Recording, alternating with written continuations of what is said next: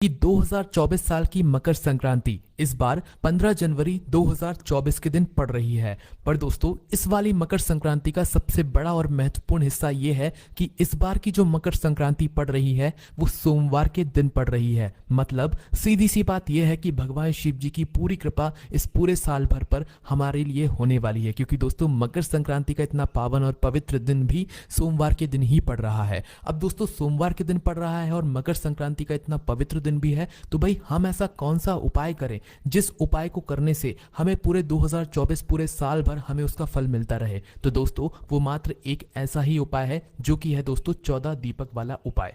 आप सभी लोग ये बात भी जरूर जानते होंगे कि मकर संक्रांति के दिन दान करने का विशेष महत्व होता है, और मकर संक्रांति के दिन 14 नंबर जो होता है ना, उसका भी बहुत ही बड़ा और विशेष महत्व होता है। मतलब कि आप लोग दान कर रहे हो तो 14 चीजों का दान करो। कुछ चीज ला रहे हो, भाई 14 चीज लाओ। लड्डू किसी को दान कर रहे हो तो 14 लड्डू दान करो। तो मकर संक्रांति के दिन 14 चीजों का विशेष महत्व होता है। इसीलिए दोस्तों, आज हम आप लोगों को 14 दीपक वाला एक ऐसा उपाय बताएंगे जो कि आप लोग इस 2024 में आने वाली सोमवार की मकर संक्रांति के दिन करते हैं तो इस 14 दीपदान का फल या इस 14 दीपक वाले उपाय का फल आपको पूरे साल भर मिलता रहेगा, क्योंकि यही एक ऐसा मात्र उपाय है जिस उपाय को करने से आपके जीवन से सारी दुख और समस्याएं दूर होती हैं और इस उपाय का फल आपको पूरे साल भर मिलता रहता है। पर दोस्तों, इस 14 दीपक वाले उपाय को समझने में बहुत सारे लोगों को दिक्कत हो रही है कि भाई हमें ये उपाय कैसा करना है। आज की इस वीडियो में हम आप लोगों को इस उपाय को बहुत ही अच्छी तरीके से समझाएंगे, जिसके बाद आपको ये उपाय समझ आ जाएगा और हम मकर संक्रांति के दिन इस उपाय को अच्छे से कर पाएंगे। ठीक है, तो हम शुरू करते हैं इस उपाय को आपको बताने में और जानते हैं कि इस उपाय को 14 दीपक वाले उपाय को या 14 दीपदान वाले उपाय को, दोनों एक ही है, दीपदान भी वही है और 14 दीपक वाला उपाय भी वही है, तो इसको कैसे करना है ना।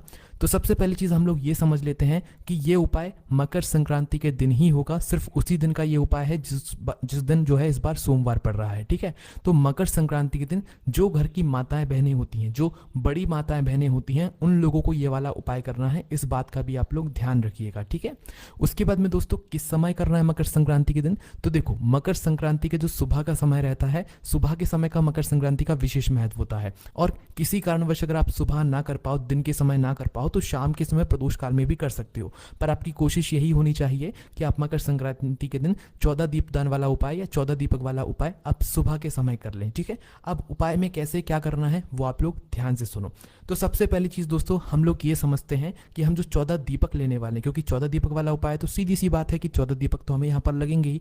तो 14 दीपक वाले जो उपाय है, 14 दीपक में हमें कैसे दीपक लेने हैं, आटे के दीपक लेने हैं या मिट्टी के दीपक लेने हैं। ठीक है, तो यहाँ पर देखो, पहले आपकी कोशिश यही होनी चाहिए कि आपके पास मिट्टी के दीपक हो, है ना, मिट्टी के नए वाली दीपक हो, और नए भी ना भी हो तो पुराने जो दीपक आपके रखे हुए उनको साफ करके जो है आप लोग उपाय में इस्तेमाल कर लेना, दीपदान में इस्तेमाल कर लेना। वैसे तो नए दीपक ही लिए जाते हैं, पर किसी के पास ना हो तो वो कर सकता है। ठीक है, तो पहला आपका यही उद्देश्य होना चाहिए कि हमारे पास पहले 14 मिट्टी के दीपक होने चाहिए, नए वाले, है ना। उसके बाद नहीं है तो भाई पुरानों को साफ करके आप इस्तेमाल कर लेना। अब भाई किसी के पास पुरानी भी नहीं है, मिट्टी के दीपक है ही नहीं, तो उस स्थान पर दोस्तों आप लोग फिर आटे के भी ले सकते हो। ठीक है, अगर नहीं है तो पहले आपको मिट्टी का ही लेना है, अगर है तो मिट्टी के से ही उपाय करना, और नहीं है तो फिर आटे के दीपक बनाना।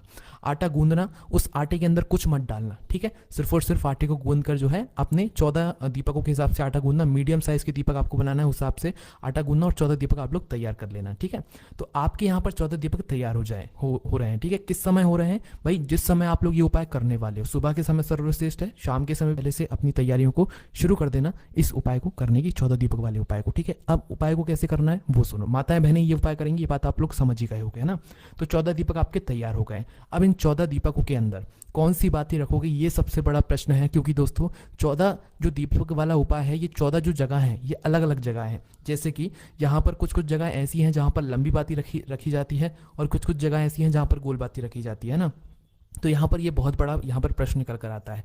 तो सीधी सी बात, हम आप लोगों को ज़्यादा कंफ्यूज नहीं करेंगे, आपको जो है गोल बाती लेनी है। अब गोल बाती लेने का मतलब क्या है, देखो मकर संक्रांति किस दिन पड़ रही है, इस बार सोमवार के दिन पड़ रही है। तो भाई सोमवार के दिन जो है कई जगहों पर माता लक्ष्मी जी का भी वास होता है। तो भाई इस समय अगर सबसे सही जो बाती रहेगी तो वो लंबी बाती ही रहेगी। गोल बाती भी रख सकते हो, पर क्या होता है कि पितरों के लिए जैसे गोल बाती नहीं लगाई जाती है, और देवी जी के लिए तो चलो चल भी जाता है, पर पितरों के लिए गोल बाती नहीं लगाई जाती है। इसलिए हम आपसे ऐसा बोलेंगे कि भाई एक गोल बाती ले लेना और बाकी सब लंबी ले लेना, तो ये सही नहीं जमेगा। इसीलिए जो भी लोग ये उपाय कर रहे हैं वो सारी लंबी बाती ले सकते हैं, ठीक है। तो सारी जो आप बाती बना रहे हैं वो लंबी बाती बना लेना। 14 लंबी बाती अपने घर की ही रुई से जो है तैयार कर लेना अपने हाथों से। अपने हाथों से जो रुई बनाओगे ना उसका आपको विशेष ही फल यहाँ पर मिलता है। तो 14 बत्ती लंबी वाली तैयार कर लेना, है ना। 14 बत्ती जैसे ही तैयार हो जाए तो भाई सबसे पहले जो आपने 14 दीपक लिए हैं ना, भले ही आटे के बनाए हो चाहे मिट्टी के तैयार किए हो, जो मिट्टी के लिए हो, उनको एक थाली के अंदर जमा लेना। क्योंकि 14 दीपक आप एक साथ तो रख नहीं सकते हो कहीं, तो एक बड़ी सी थाली लेकर उसके अंदर 14 दीपक पहले जमा लेना, ठीक है। मिट्टी के हो चाहे आटे के हो, पहले जमा लेना।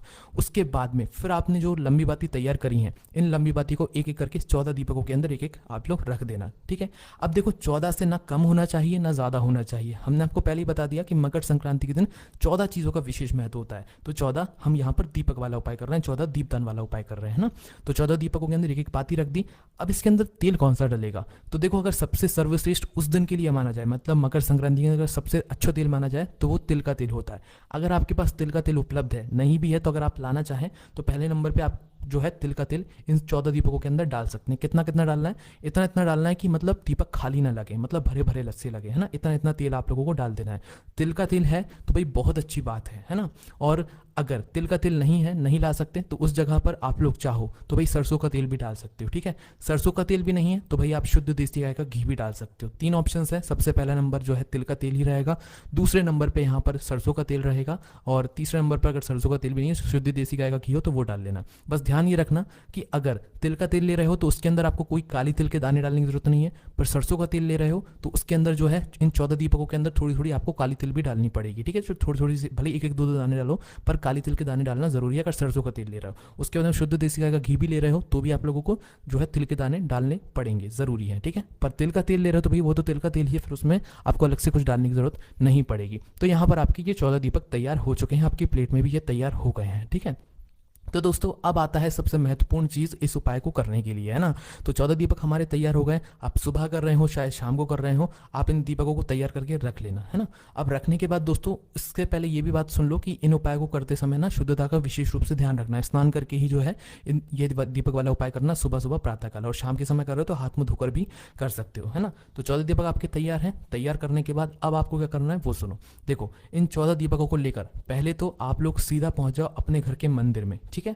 पहले अपने घर के मंदिर में सभी भगवानों को स्नान वगैरह सब करा लेना, उनको शुद्ध कर देना, उनको स्नान करा लेना, उनको भोग वगैरह जो भी लगाना चाहो वो लगा लेना, ठीक है। उसके बाद में अपने ये जो दीपक तैयार करके लेकर गए हो वो अपने घर के मंदिर में जहां पर आपके लड्डू गोपाल शिव जी सब जो सब भगवान विराजित हैं वहां पर लेकर जाना। वहां पर जाने के बाद अपनी माचिस उठाना और माचिस से भगवान के सामने बैठकर ही इन दीपकों को जलाना। अब यहाँ पर एक बहुत बड़ा प्रश्न निकल कर आता है कि जो 14 दीपक हैं ये अलग अलग जगहों पर यहाँ पर लगने वाले हैं, और 14 दीपक अगर हम एक साथ जला लेंगे तो हमें मतलब कुछ कुछ जगहें दूर भी रहेंगी, तो भाई वहां पर जाते जाते जो है ये दीपक बुझ भी सकते हैं या कुछ भी हो सकता है। तो इसलिए दोस्तों यहाँ पर बस एक ही तरीका है कि आप जो है एक एक दीपक यहाँ पर जला लें। जैसे कि आपके घर में कुछ 4-5 दीपक लगने वाले हैं तो आप शुरुआत में 4-5 दीपक जला लें, वो आप अपने हिसाब से देख लेना। हम आपको बताते जा रहे हैं कौन कौन सी जगहों पर आप लोगों को ये वाले दीपक लगाने हैं, ठीक है। तो पहले आप शुरुआती में 4-5 दीपक जला लेना, है ना। कितने? 4-5 दीपक जला लेना, है ना। अब करना क्या है, जैसे आप शुरुआत की 4-5 दीपक जला लेते हैं तो उसके बाद में सबसे पहला दीपक, अब देखना हम ये 14 दीपक आपको कहाँ कहाँ पर रखने, किस किस जगह पर रखने, वो हम आपको समझा रहे हैं। ध्यान से सुनना, समझना, तभी करना ये उपाय, है ना। तो 14 दीपक में से सबसे पहला वाला जो दीपक है वो आपके घर के मंदिर के अंदर ही रखाएगा, लड्डू गोपाल के लिए, ये शिव जी के लिए, या आपके घर के मंदिर के अंदर जो भगवान है उनके लिए, है ना। तो सबसे पहला दीपक आपको उठाना है। आरती चाहो तो कर सकते हो, उस दीपक से आरती भी कर सकते हो। और पहला 14 दीपदान वाले उपाय में से 14 दीपक वाले उपाय में से पहला दीपक आप अपने घर के मंदिर में यहाँ पर रख दोगे, ठीक है। जैसे ही आप लोगों का यह पहला दीपक लग जाए, ठीक है, तो भगवान से प्रार्थना करके उठ जाना और पूरी थाली को लेकर उठना, क्योंकि एक एक दीपक आप उठाकर नहीं रख सकते हो।